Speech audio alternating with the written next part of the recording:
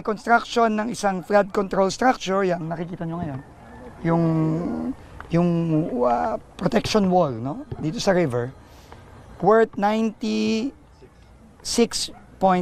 million from the 2024 GAA, no?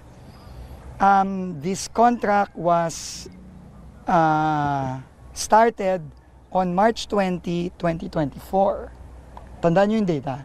March 20, 2024. Nakalagay dito, ang kanyang duration is dapat 270 days. Okay? Pero, nung June 11, so, April, May, June.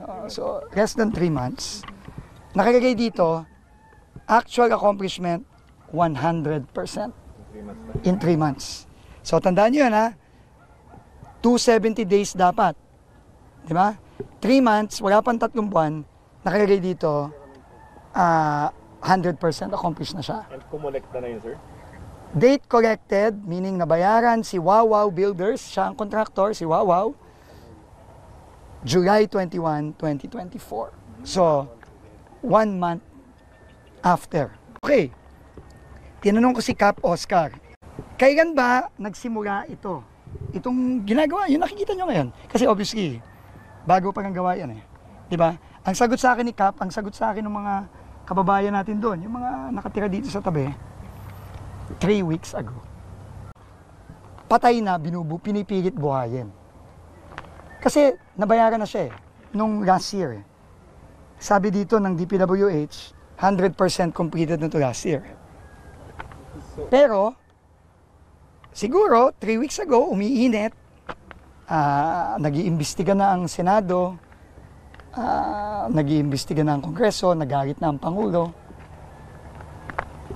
pinipilit buhayin yung patay. Pero itong hayop na wawaw na ito, at yung kung sino man ang may-ari niyan, talagang kailangan managot yan. And kung sino man ang nag-aproba nito sa DPWH, kailangan managot nito.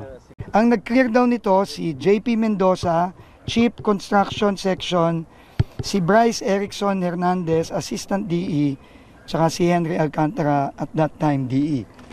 Today, I'm going to announce, number 1, Henry Alcantara, effective today, is dismissed. I will ask the DPWH legal to recommend filing charges. Obviously, criminal to. No, criminal to. I mean, pag nanakaw ito eh, 100 million.